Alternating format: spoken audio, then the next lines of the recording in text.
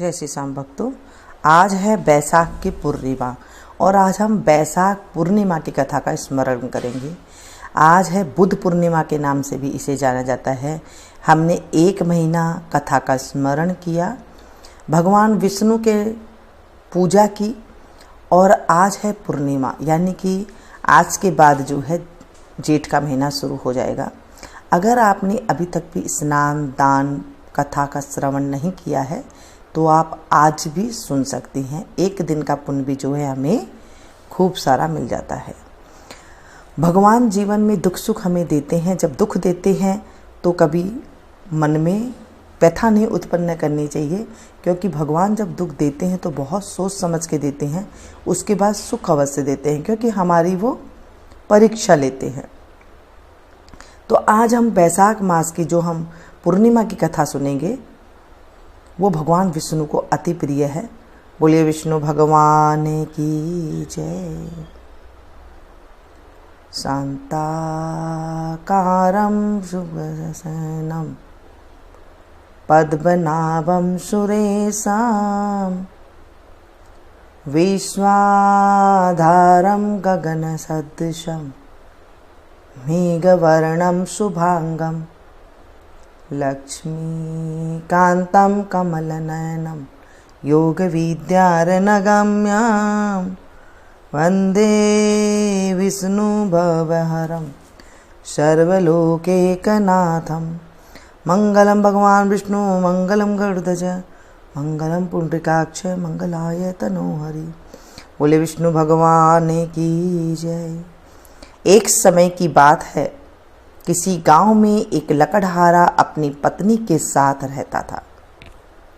दोनों बहुत गरीब थे, इसलिए लकड़हारा रोज जंगल जाकर लकड़ी लाता, काटता और उसे बेचा करता था। जो भी रुपये मिलते थे उनसे वह अपने घर का खर्च चलाता था। लकड़हारे की पत्नी बहुत ही धार्मिक थी और वह नियम से सारे व्रत किया करती थी।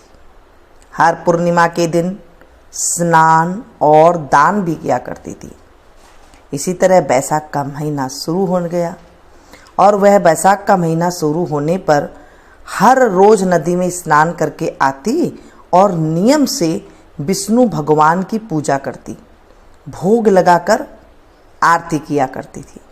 वह नियम से आंवले, केले और पीपल के पेड़ की पूजा भी किया करती थी।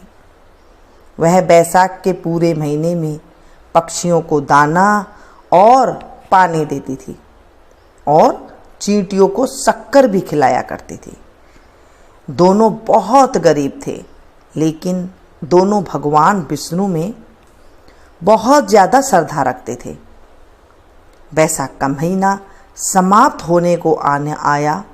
इस महीने लकड़हारे को लकड़ियों के बहुत ही कम दाम मिले। उदास था वो, क्योंकि लकड़ी बेचकर जो भी पैसा मिलता लकड़हारे की पत्नी उसमें से कुछ पैसों से दान जरूर ही किया करती थी। अब लकड़हारे की पत्नी परेशान होकर सोचने लगी कि इस बार तो लकड़ियां बहुत कम दाम में बिकी है। अब मैं पूर्णिमा के दिन किस तरह दान करूंगी और 5 ब्राह्मणों को भोजन किस प्रकार से करवाऊंगी। बैसाख पूर्णिमा से 1 रात पहले भगवान विष्णु ने सपने में दर्शन दिए और कहा कि पूर्णिमा की सुबह लकड़ी के गट्ठर में से एक लकड़ी निकालकर उसे खुद बेचने के लिए जाना। यह उसे रात को सपने में भगवान ने कहा। अगली सुबह जब लकड़हारे की पत्नी उठी तो उसे सपने में कही गई भगवान विष्णु की बात याद आ गई। पूर्णिमा की सुबह जल्दी उठकर नदी में स्नान करने के बाद उसने सूर्य देवता को जल अर्पित किया और व्रत का संकल्प लिया। उसके बाद पीपल के पेड़ के नीचे बैठकर पूजा करने के साथ ही व्रत की कथा पढ़ी और भगवान विष्णु की आरती की। और तब वह लकड़ी के गट्ठर में से एक लकड़ी निकालकर बाजार में बेचने के लिए चल पड़ी। भगवान विष्णु के आशीर्वाद से और बैसाख महीने में की गई पूजा के प्रभाव से वह लकड़ी चंदन की लकड़ी में बदल गई। इस तरह बाजार में पहुंचने पर उसे चंदन की लकड़ी बेचने से इतने पैसे मिल गए कि वह भगवान विष्णु को चढ़ाने के लिए फल और साथ ही 5 ब्राह्मणों को भोजन कराने और दक्षिणा देने का इंतजाम कर पाई।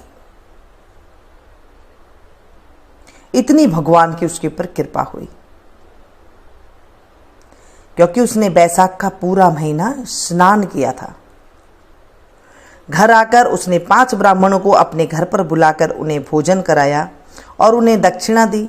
5 ब्राह्मणों उसे आशीर्वाद देकर विदा हो गए।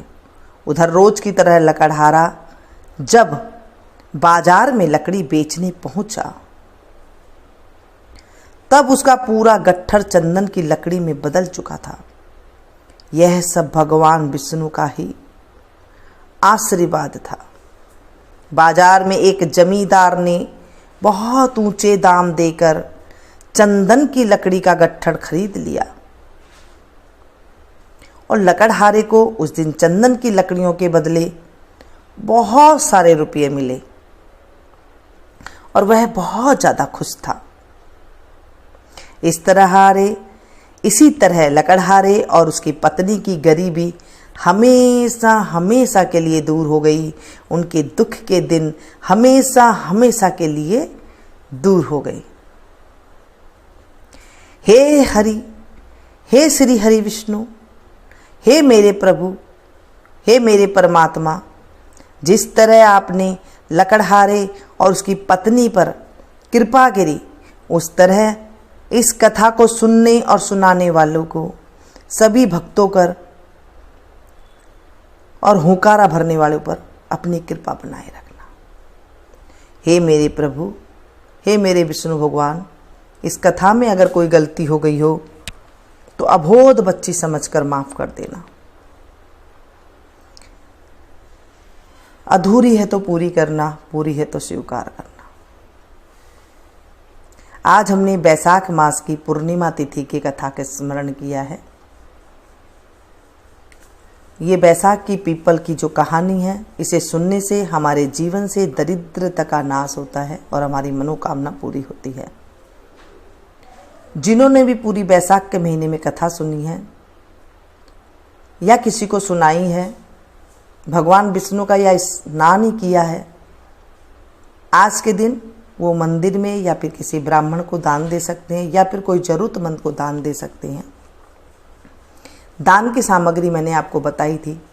आज के दिन में वैसे धर्मराज जी के नाम से दही, पानी का घर का जो घड़ा होता है पानी का, वो भर कर के दिया जाता है। फल दिए जाते हैं, जितनी श्रद्धा हो आप कर सकते हैं। फल अवश्य रखें। एक सीधा दान दे सकते हैं, सीधे में आटा, दाल, नमक, चावल, सब्जी, ये सारी चीज़ रख करके आप भगवान विष्णु का नाम लेकर के उसे मंदिर में दान दे सकते हैं। इस तरह से जो है बैसाख का महीना जो हमने सुना था उसका फिर हमें पुण्य प्राप्त होता है। बोले विष्णु भगवान की जय। इस कथा को आप आज भी ज़्यादा से ज़्यादा शेयर कीजिएगा ताकि आपको भी कथा सुनाने का फल मिल सके और बस भगवान विष्णु की आपके ऊपर भी कृपा मिल सके। अब हम विंदायक जी महाराज की बहुत ही छोटी सी कथा का स्मरण करेंगे।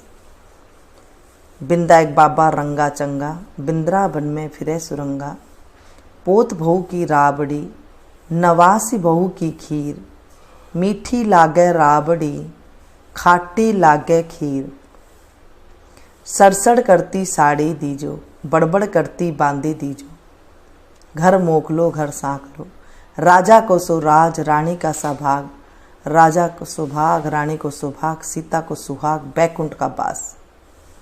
बोले विंदायक जी महाराज की जय। हे विंदायक जी महाराज, हमारे ऊपर कृपा बनाए रखना। हे विष्णु जी भगवान, हमारे ऊपर कृपाएं बनाए रखना। मेरे परिवार पर कृपा बनाए रखना। इस तरह से कथा का स्मरण करें। मिलती हूँ फिर से एक नई कथा के साथ, नई जानकारी के साथ। तब तक आप लोग देखते रहिए।